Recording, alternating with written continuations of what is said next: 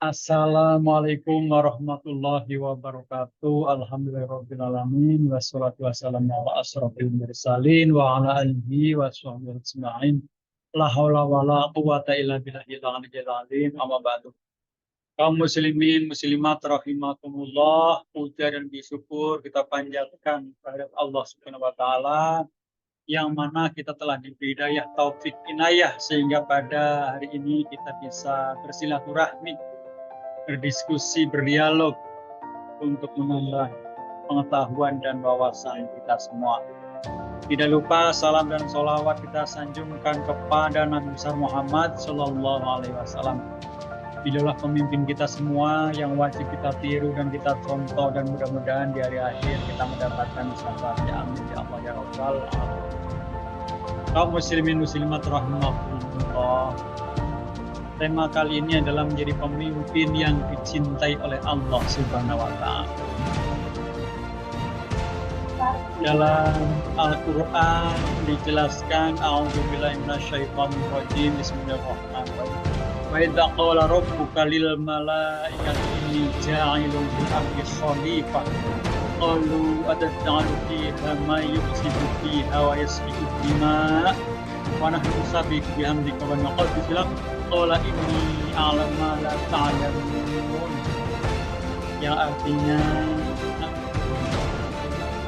ingatlah ketika Tuhanmu berfirman kepada para malaikat, aku hendak menjadikan khalifah di bumi.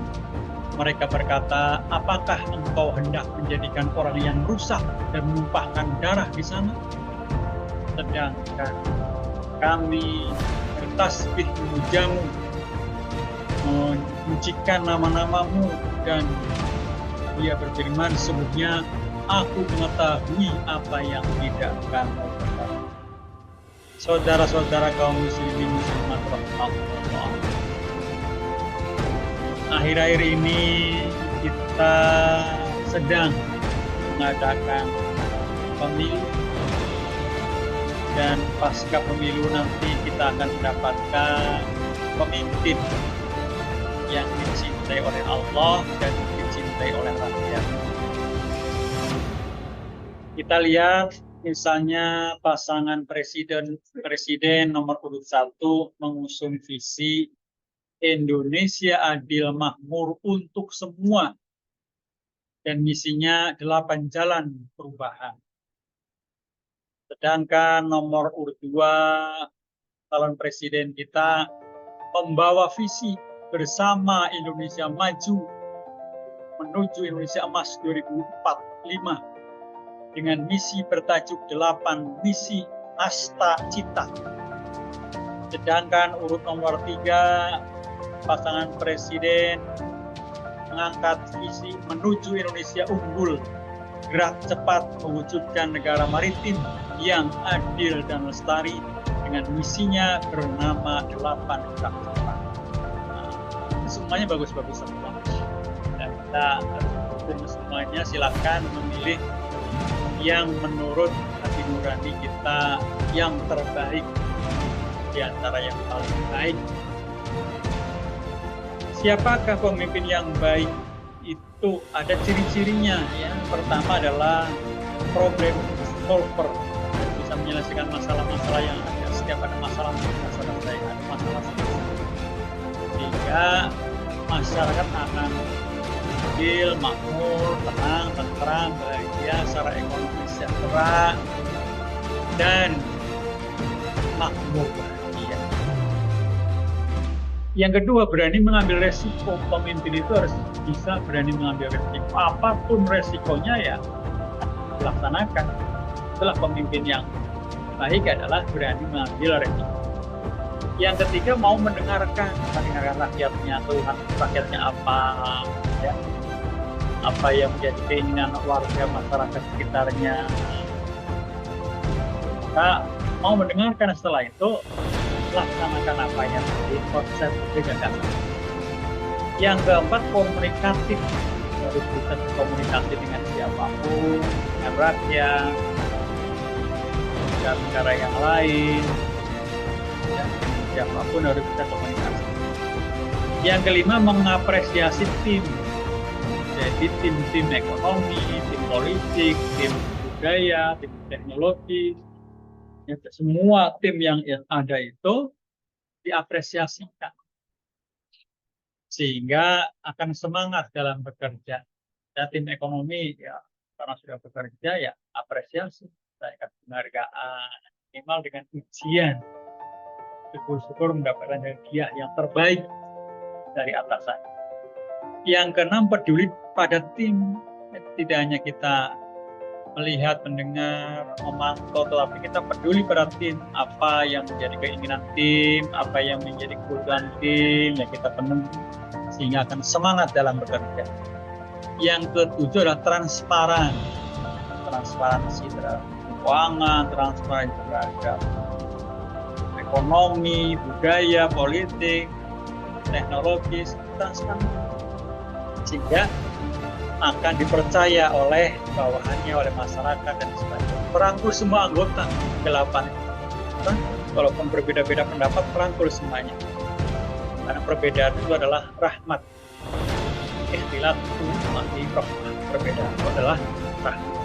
Yang ke-9, memberikan feedback yang membangun.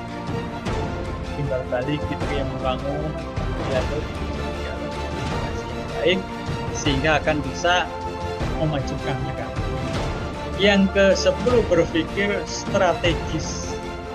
Ya, dalam arti bagaimana cara untuk mencapai tujuan itu seperti apa? Apa langkah-langkah strategis ke depan dalam bidang pendidikan seperti apa, budaya seperti apa, teknologi seperti apa, ekonomi seperti apa, dan sebagainya.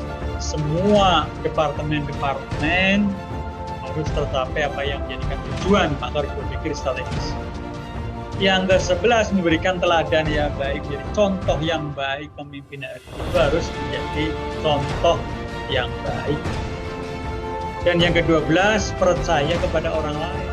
Jangan tidak percaya kepada orang lain, ya percayakan aja dulu. Kalau misalnya memang dia pelanggar, memang dia tidak bisa melaksanakan tugas, sudah dievaluasi.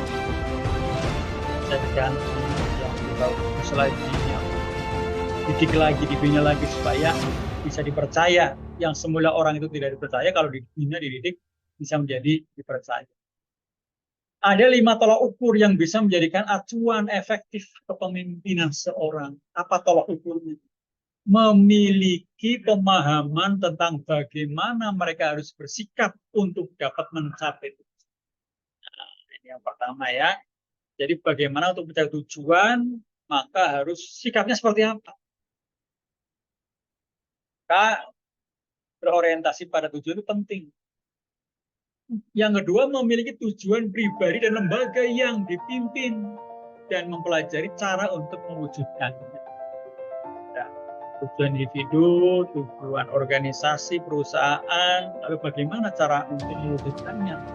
Maka perlu adanya pemikiran orang banyak yang dikumpulkan lalu diputuskan tujuan-tujuan itu sehingga tercapai. Yang ketiga, memahami personal ya dan persoalan ekonomi, finansial, keuangan, dan mengelolanya. Sebab program tanpa uang tidak akan berjalan. Maka harus memahami sirkulasi uang. Ya, cash flow-nya seperti apa, pemasukannya bagaimana, pengeluarannya bagaimana. Bagaimana supaya bertambah income-nya dan sebagainya. Itu harus dipikirkan secara mendalam sehingga bisa dikelola. Yang keempat, tahu cara menjual idenya dan aplikasinya. Bagaimana idenya seperti apa, aplikasinya seperti apa, harus bisa itu. Yang kelima, memiliki kemampuan dalam mengelola dirinya, baik secara fisik maupun emosional. Ada kecerdasan intelektual, ada emosional, ada spiritual. Harus bisa mengelola. Oleh karena itu, pemimpin yang baik itu harus mencontoh sauri teladan Rasulullah Shallallahu Alaihi Wasallam sebagai uswatun hasan, contoh yang baik kita ikuti. Apa contoh yang baik? Sidik, amanah, fatonah, dan tablik. Sidik itu apa? Adalah orang yang jujur, berkata benar, ya, sehingga dalam melaksanakan tugas benar-benar mampu mencapai tujuan karena jujur dan berkata selalu benar. Yang kedua, amanah, dapat dipercaya. Jadi pemimpin itu benar-benar harus amanah, dapat dipercaya sehingga dalam mencapai tujuannya benar-benar tercapai. Fatonah, orang yang pandai, cerdas, intelektualnya cerdas, emosionalnya cerdas, ya, spiritualnya juga cerdas. Intelektual ada verbalnya cerdas, kinestetisnya cerdas, logisnya cerdas, matematisnya cerdas, intrapersonal cerdas, interpersonalnya cerdas, naturalisnya cerdas, ritmiknya cerdas, sehingga semua bisa dikelola dengan baik karena cerdas, yang pada akhirnya akan bisa tercapai visi misi yang telah canangkan dari awal. Serta tabligh adalah orang yang menyampaikan, berdakwah di jalan Allah Subhanahu wa Ta'ala. Semua ucapannya membesarkan kebesaran Allah, semua kegiatannya menjadikan zikir kepada Allah Subhanahu wa Ta'ala. Semuanya adalah niatkan ibadah, karena kita hidup adalah untuk ibadah. Inna sholati wa nusuki wa mahyaya wa mamati lillahi rabbil alamin. Semuanya sholat ibadah, semuanya diserahkan kepada Allah, beribadah kepada Allah, sehingga kita itu benar-benar menjadi orang yang dicintai oleh Allah Subhanahu wa Ta'ala. Oleh karena itu, pemimpin yang dicintai oleh Allah itu adalah innallaha yuhibbut tawwabina wa yuhibbul mutatahhirin. Allah mencintai sebagai yang bertobat dan yang mensucikan.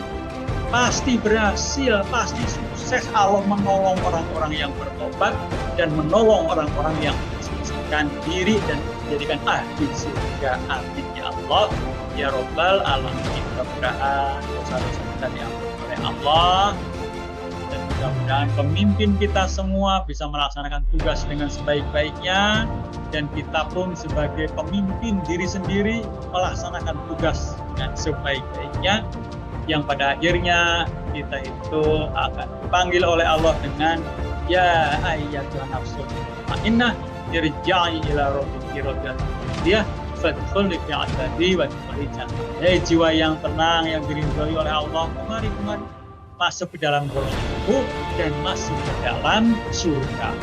Itulah janji Allah bagi orang-orang yang tenang jiwanya, sehingga disediakan berupa surga yang benar-benar dirindukan oleh setiap manusia. Saya kira itu aja dari saya, mudah-mudahan bermanfaat. Rabbana atina fid dunya hasanah wa fil akhirati hasanah wa qina adzabannar. Wassalamualaikum warahmatullahi wabarakatuh.